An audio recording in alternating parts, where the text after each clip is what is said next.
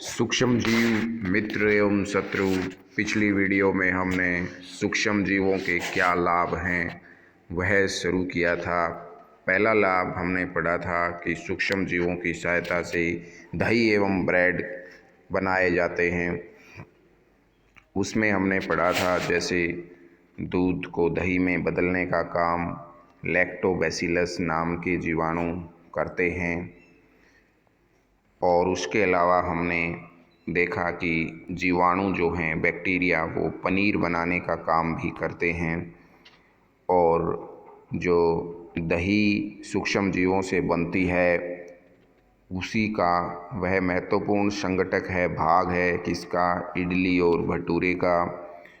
और इडली और डोसा बनाए जाते हैं किससे, चावल के आटे से।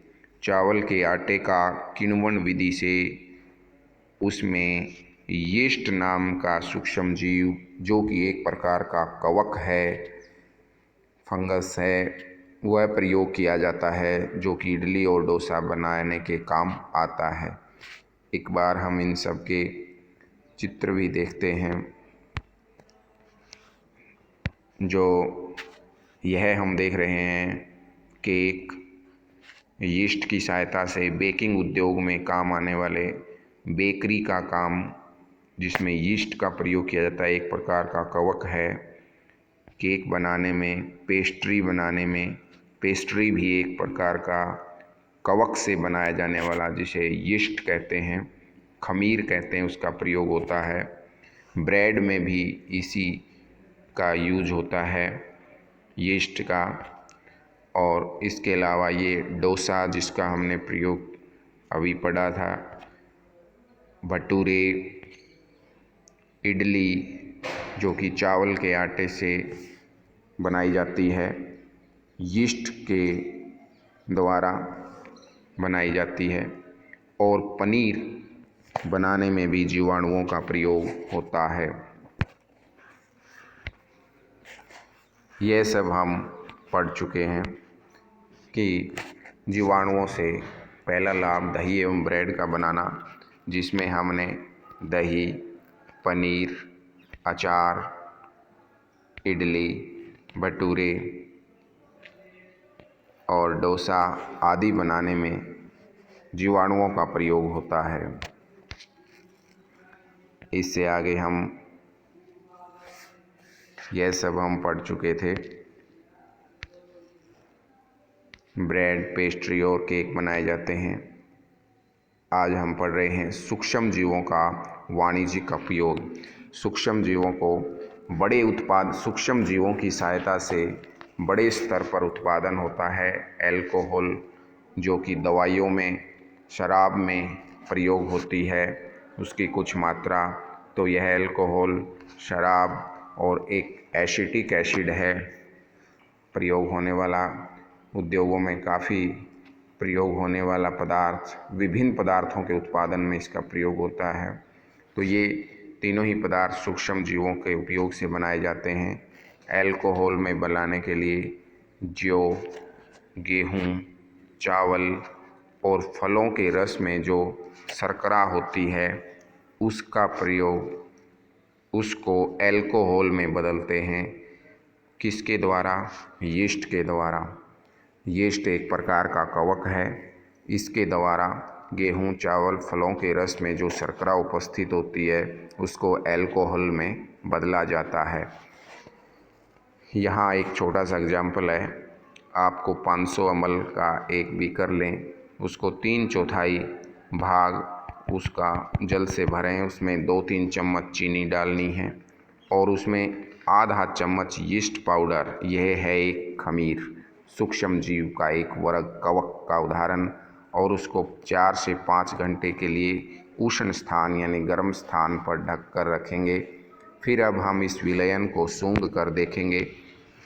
तो जब हम इसे सूंघते हैं तो इसमें एल्कोहल की शराब जैसी गंध इसके अंदर मिलती है। यह गंध एल्कोहल की है। कैसे आई? चीनी जो थी हमने डाली इसमें, वो एल्कोहल में बदल गई है यीस्ट के द्वारा। जो सूक्ष्म जीव है, और इस प्रक्रिया को बोलते हैं किण्वन या फर्मेंटेशन विधि। लुई पाश्चर नामक वैज्ञानिक ने किण्वन की खोज की। बहुत इंपॉर्टेंट क्वेश्चन 1857 में किण्वन, इसी का प्रयोग करके सारा हमारा बेकरी का सामान, ब्रेड, केक, पेस्ट्री आदि, बिस्किट, ये सब इसका प्रयोग करके, इसी विधि का प्रयोग करके बनाई जाती है। सूक्ष्म जीवों के से दवाइयाँ भी तैयार की जाती हैं। सूक्ष्म जीवों के उपयोग से दवाइयाँ कैसे बनती है? सूक्ष्म जीवों के औषधीय उपयोग। पेनिसिलिन एक क्या है? यहाँ हम देखते हैं कि जब हम बीमार पड़ते हैं तो डॉक्टर हमें इंजेक्शन देते हैं। यह इंजेक्शन बताया है, इंजेक्शन देते हैं या गोली या कैप्सूल देते हैं। प्रतिजैविक की गोली, प्रतिजैविक ही हमें समझना है क्या है। इंग्लिश में इसको एंटीबायोटिक कहते हैं। ये जो दवाइयाँ हैं, प्रतिजैविक की गोली जो हैं, वो सूक्ष्म जीवों से बनती हैं। एक तरह से ये कहें, सूक्ष्म जीवों के द्वारा ही तैयार की जाती हैं। इनका स्रोत सूक्ष्म जीव है और ये बीमारी पैदा करने वाले सूक्ष्म जीवों को नष्ट कर देती हैं और उनकी बढ़ोतरी को रोकती हैं। इन्हीं दवाइयों को एंटीबायोटिक या प्रतिजैविक कहते हैं। हम यहाँ पर अच्छे से जानेंगे आगे आने वाले भाग में कि किस प्रकार से ये सूक्ष्म जीवों से तैयार होती हैं और उन्हीं को मारने का काम करती हैं। अभी हम जानेंगे प्रतिजैविक औषधियों के उदाहरण: स्ट्रेप्टोमाइसिन, टेट्रासाइक्लिन, एरिथ्रोमाइसिन और पेनिसिलिन। स्ट्रेप्टोमाइसिन, टेट्रासाइक्लिन, एरिथ्रोमाइसिन सामान्य रूप से उपयोग की जाने होने वाली प्रतिजैविक हैं। इन्हें किस से तैयार किया जाता है? किस वर्ग के सूक्ष्म जीवों से? कवक और जीवाणु। कवक और जीवाणु से उन्हें तैयार किया जाता है और यह अनेक रोगों की चिकित्सा में सहायक हैं। सन 1929 में अलेक्जेंडर फ्लेमिंग ने 1929 में, डेट ध्यान रहे, अलेक्जेंडर फ्लेमिंग एक प्रयोग कर रहे थे जीवाणुओं से होने वाले रोगों से कैसे बचाव हो। यह एक प्रयोग कर रहे थे। जिस तस्तरी में, डिश में यह प्रयोग कर रहे थे, वहाँ पर उन्होंने हरे रंग के फफूंद या कवक, जिसे कहें, के छोटे बीजाणु देखे और उन्होंने देखा कि ये जो फफूंद है वह जीवाणुओं की जो बढ़ोतरी है उसको रोक रहे हैं। और उन्होंने देखा कि इस फफूंद के द्वारा सारे जीवाणु मारे गए हैं। इस प्रकार उसने प्रयोग सिद्ध हुआ कि फफूंद से हम पेनिसिलिन बनाई। फफूंद, पेनिसिलियम एक प्रकार की फफूंद है जिससे तैयार पेनिसिलिन बनाई गई। ठीक है, यह प्रयोग सन 1929 में अलेक्जेंडर फ्लेमिंग ने किया। एक बार फिर से रिवाइज करते हैं। जीवाणु रोगों से बचने के लिए वो एक प्रयोग कर रहे थे। इस प्रयोग के दौरान उन्होंने देखा कि फफूंद के छोटे बीजाणु उन्हें दिखाई दिए और उन फफूंद ने उन जीवाणुओं की बढ़ोतरी को रोक दिया, या ये कहें कि उस फफूंद ने सारे जीवाणुओं को नष्ट कर दिया। फिर इस फफूंद से ही वो पेनिसिलिन एंटीबायोटिक बनाई गई जो जीवाणुओं से होने वाले रोगों से बचाव करती है।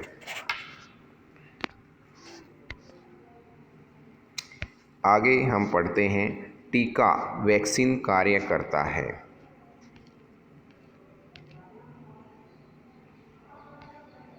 टीका कैसे कार्य करता है, टीका क्या होता है, यह हम जानेंगे।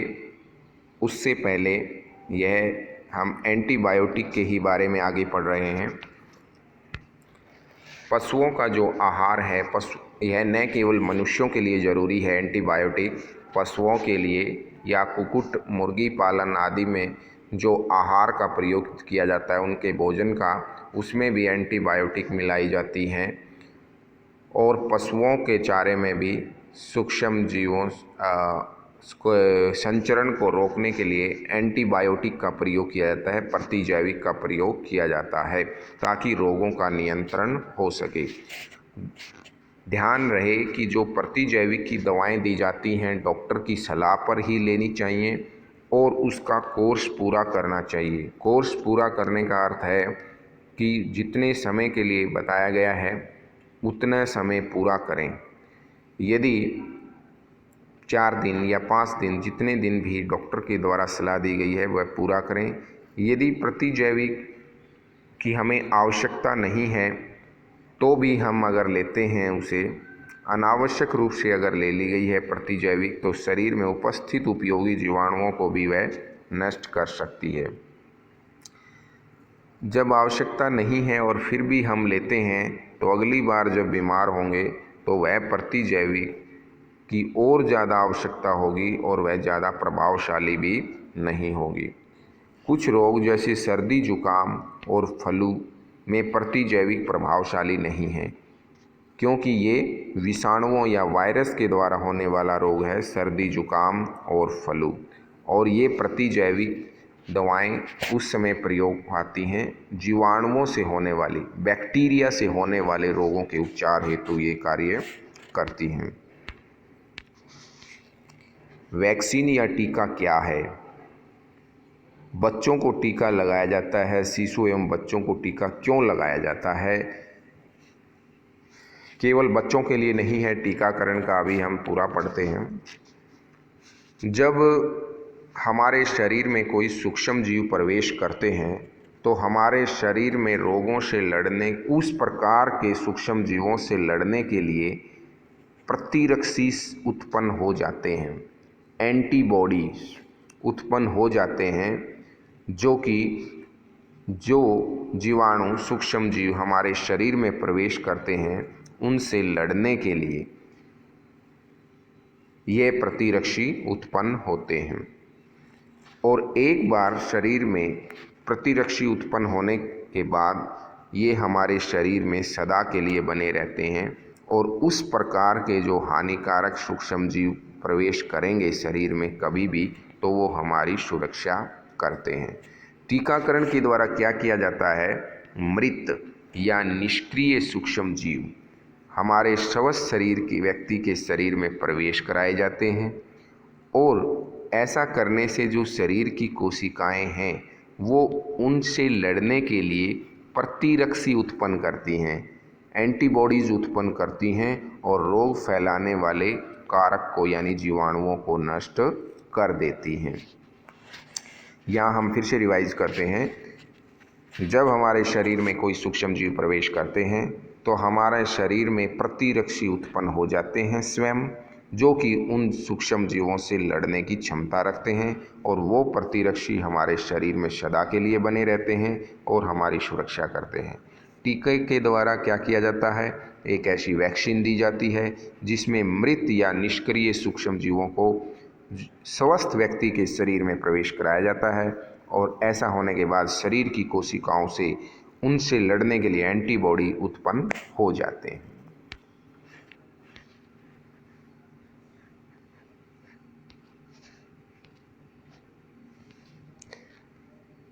टीका कार्य करता है। कौन कौन सी बीमारियों में टीकाकरण, हमारे बचपन में भी कुछ टीके लगते हैं और अन्य कौन कौन से ऐसे हैं रोग जिनसे टीका किया जाता है? हैजा रोग क्या होता है? जिसमें उल्टी, दस्त लगते हैं और दूषित भोजन या पानी ग्रहण करने के कारण यह रोग हो जाता है। विब्रियो कोलेरी नामक जीवाणु की वजह से हैजा रोग हो जाता है, तो यह उल्टी, दस्त इसके अंदर लगते हैं, जीवाणुओं की वजह से होने वाला रोग। और अक्षय रोग यानी टीबी जो है सांस संबंधी रोग, उसमें भी टीकाकरण, चेचक और हेपेटाइटिस यानी पीलिया आदि के रोगों के बचाव के लिए टीकाकरण किया जाता है। सबसे पहले चेचक के टीके की खोज हुई, ये बहुत इम्पोर्टेंट क्वेश्चन है। एडवर्ड जेनर नाम के वैज्ञानिक ने 1798 में चेचक के टीके की खोज की, जो कि एक बहुत महत्वपूर्ण खोज थी। उससे पहले बहुत से बच्चे चेचक के टीके के कारण ना होने के कारण चेचक के रोग से मृत्यु का उनके लिए वो कारण बन जाता था। जैसे कि यहाँ बताया गया है कि चेचक के विरुद्ध विश्वव्यापी अभियान चलाया गया, जिसके परिणाम स्वरूप विश्व के पूरे संसार में यह फैला हुआ था और इस टीके की वजह से चेचक का उन्मूलन हो गया। तो हम ऐसे महान वैज्ञानिकों को हम सैल्यूट करते हैं जिन्होंने पूरे विश्व को चेचक की महामारी से बचाया।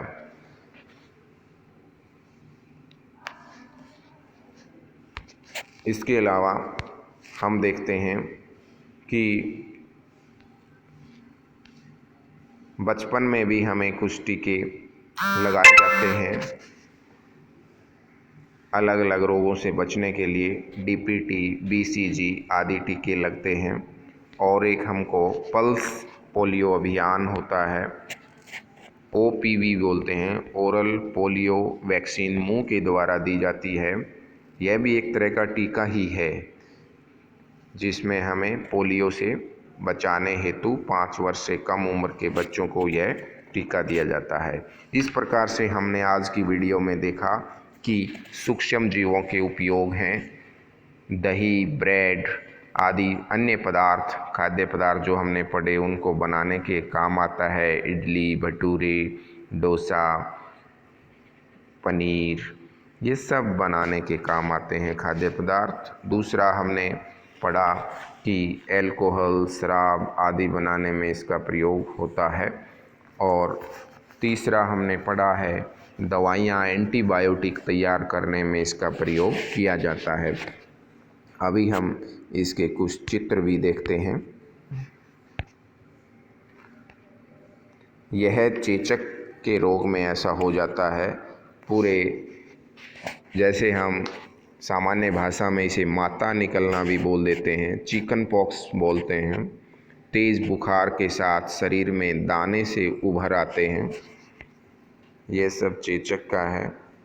अभी हमने पढ़ा था कि जो उसका चित्र दिखाया जा रहा है, जो एल्कोहल है हमारी किण्वन विधि से तैयार की जाती है, उसमें गेहूं का प्रयोग होता है। गेहूं में उपस्थित शर्करा या ये हमारा जौ है, जौ के अंदर ये जो पोर्शन है जौ के अंदर भी की उपस्थित शर्करा का भी प्रयोग किया जाता है।